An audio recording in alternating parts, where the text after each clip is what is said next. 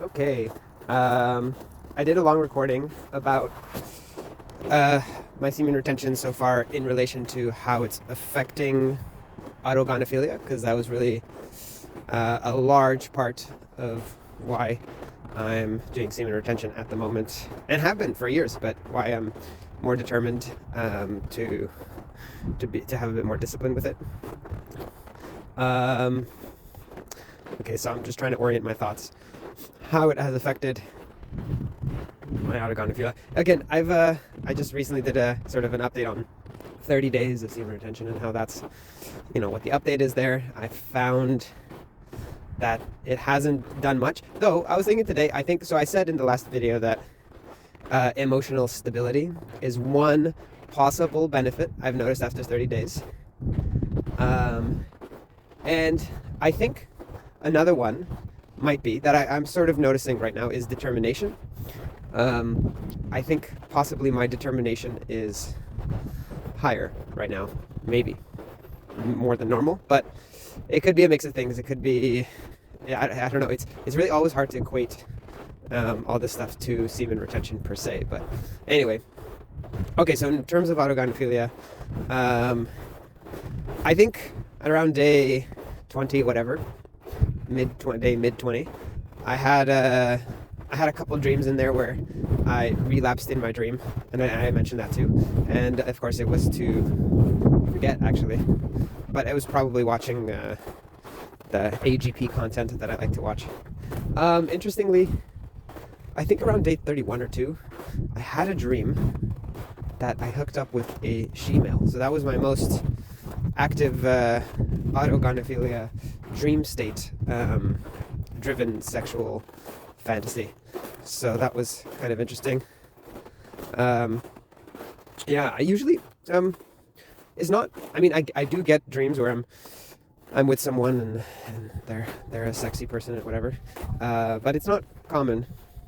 But it does happen. So, and actually, more often in my dreams, it's cis women, and not so much females. That also, yeah. So, yeah, I in terms of how my autogynephilia feels these days, well, darn, I'm trying to remember what I said in the last video, but I didn't talk about it here because I did record one, but I was in a car and I didn't have a good mic set up in my car is very loud. So, and I hope now the ice is very crunchy, so I hope that's not too terrible in this dialogue. Yeah, so between like day 20 to 30-ish was when I, around the time I embarked on my grand simp adventure to go see an ex-lover, which I'll link. I talked about that in a video, so I'm not going to get into details, but I want to say leading up to going out there, all my sexual fantasies and lustful thoughts were aimed at this individual who, to me, represented, for me, like actually she represented sort of like, not a pinnacle of femininity, but she was the most feminine girl I've ever been with. So I think because, I don't know, so with AGP it's really interesting because there's an idealized version of femininity that I think every guy lusts after. And then with AGP it gets internalized, and then in this case, it became very externalized, and I really, like, all my fantasies were about having sex with this individual, and I would get really turned on like crazy, which normally, like, it doesn't happen so often. Like sometimes, because I think when things are out of grasp, like if I see like a really hot girl on the subway, I don't get turned on really because I don't think that it's a possibility that I could have sex with her. So there's definitely some self-esteem involved in there. I wonder if lust for femininity plus extreme low self-esteem equals autogynephilia. Like high drive for like, not just like, yeah, so desire for like acquiring very feminine, I don't know, I guess, I don't know, and then plus extreme low self-esteem, but I'm sure people who masturbate just to hetero porn also maybe have low self-esteem, and so maybe that's not the equation. So forget I said that. But yeah, my autogynephilia is, maybe I just don't have it so bad as others, but it's, well, I don't know. In my mid-20s, I was really, really, really, really, really considering transitioning, and I was thinking about it all the time, and yeah, it was really a plague on my mind, and the thought still comes into my mind nowadays, but this is one of those things where I really need to be still and have like a bit of structure in my life to see if these thoughts come in, because right now I just have a lot of moving pieces. I'm pretty nomadic at the moment, so there's my Maslow's hierarchy of needs are at like kind of the bottom. so it's really hard to say, because I don't even get allowed thoughts for the thoughts of transitioning to come in. So in a way, if you want to get rid of your AGP, go be nomadic and be homeless, and your AGP might go away, because I think, yeah, AGP comes from a place of stability. So I might have to come back to this and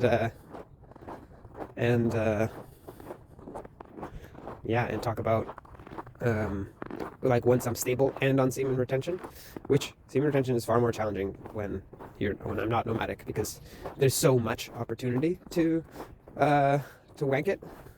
But so in a way, yeah, I'm kind of doing semen retention is on easy mode right now, just because I'm so nomadic.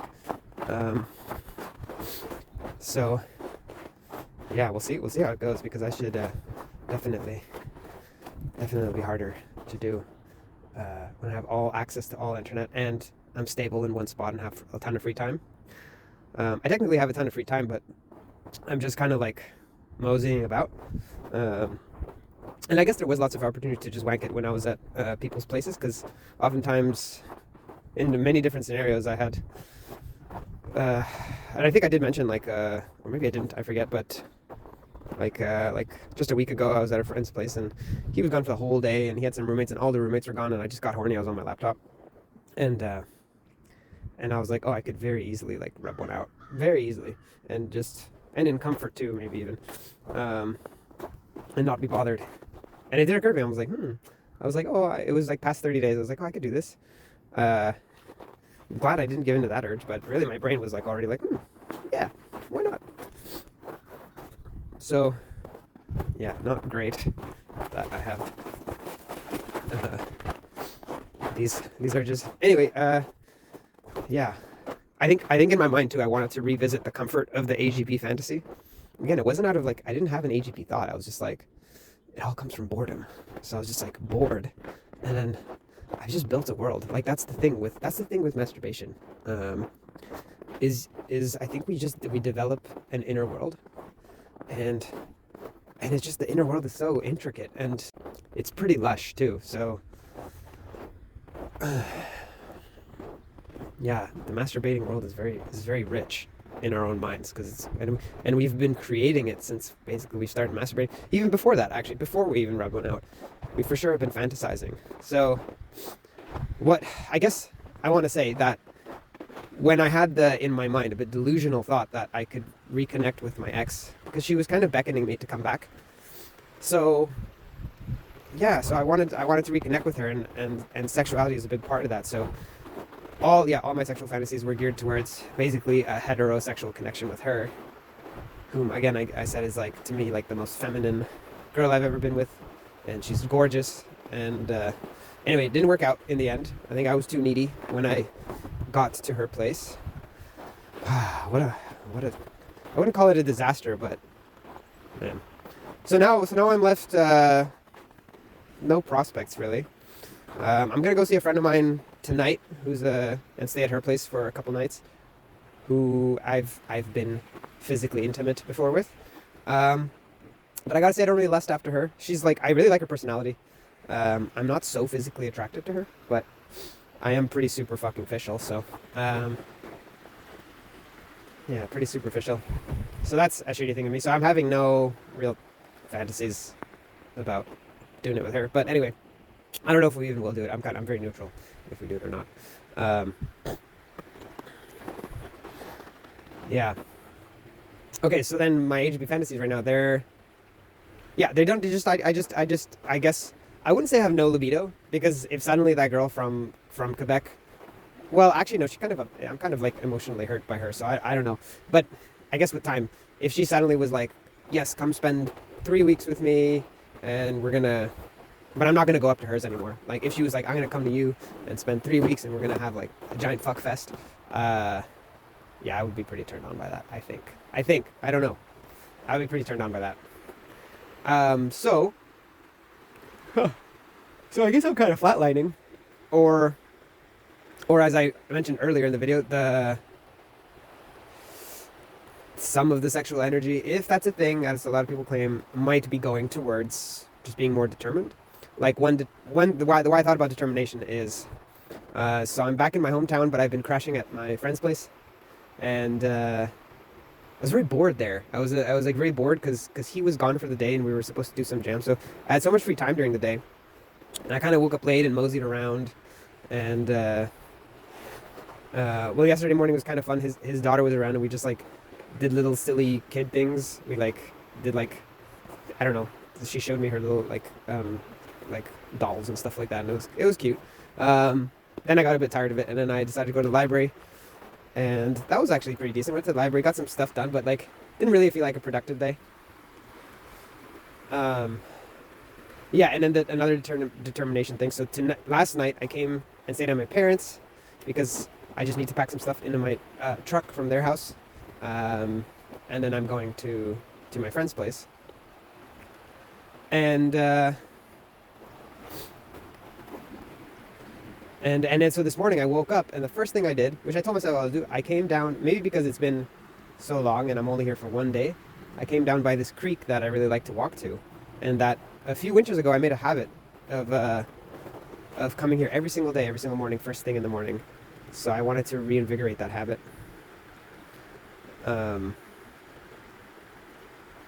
Yeah. So that's what brought it about the concept of determination, because I could have just slept in and been sluggish and kind of walked around slowly around the house. There was no need to do anything and stuff like that. So no, but instead I said, no, first thing I'm doing, going for a walk. So that was good determination. Does it have to do with semen retention? I don't know. I think it might a little bit. And it also could be a fear thing, because if I stick around and mosey around, I get into this. I think a type of stillness, like a stagnant stillness. I think there's like stoic stillness and stagnant stillness, and yeah.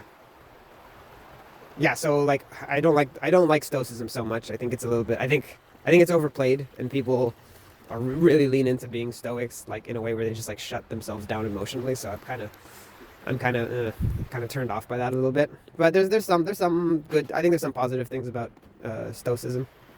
So if you're still in a way that's stagnant, and you're just like energy sitting still, and you're like and you're just feeling lazy, and then I guess it's stillness without intention. So if you're just unintentionally like a blob, the headspace that emerges from that stagnation, I think, allows for very easy reaching of the distractions of any kind. So I actually did browse Instagram a bit this morning while I took a dump. So not ideal. I should have just gone straight on the walk, but I was disciplined enough to sort of pull myself out of it. Again, the best thing you could do, yawning. The best thing you could do is to just eliminate that, so I have no Instagram and stuff like that. But anyway, I'm really digressing into different subjects. So my AGP fantasies are kind of like, yeah, I know. I think I need to come back when to see if I like still have these strong urges to be a hot woman. Right now, like, they come and go. It's like I'm all like, oh, that'd be pretty fun. But maybe it's also an age thing. Like, oh, like maybe I've passed the age of this fun, like, and I've been listening to so many, like, I really enjoy listening to Taftaj, who's this like super sexy trans woman who talks about autogynephilia, and I've definitely done the naughty things to myself to images of her. Like she's kind of like a pinnacle of like what, like if anyone was to transition, I'd want to look like her kind of thing. yeah, so she said some interesting things. I think I've actually talked about the stuff she said, but I think the idea that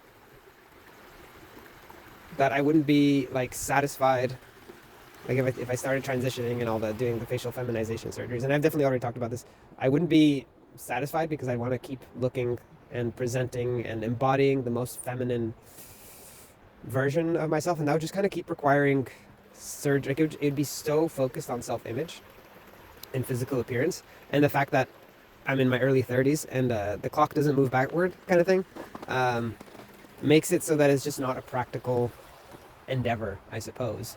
Perhaps if I started when I was 20, it would be a different story, and I would have a totally different life for sure.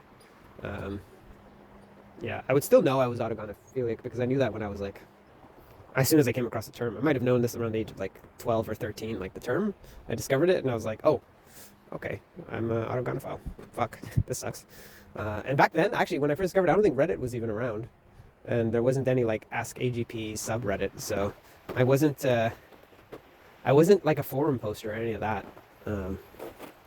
It was all internal. So I think if I had Reddit and stuff back then and seeing, I sometimes I go on Reddit and browse the r/ask AGP, and it's kind of comforting. I don't need it. Like I just go on there out of curiosity. But I was thinking like for my younger self, holy crap, I would have been so comforted going on there, and just knowing that other people are going through this thing. Though I guess when I discovered the terminology, it also gave me a bit of comfort. But yeah. Okay, this was a long ramble. So, and I covered a couple topics I want to make dedicated videos to. So, yeah, I'm gonna just end this. And yeah, this is a ramble, not so cohesive. Oh well.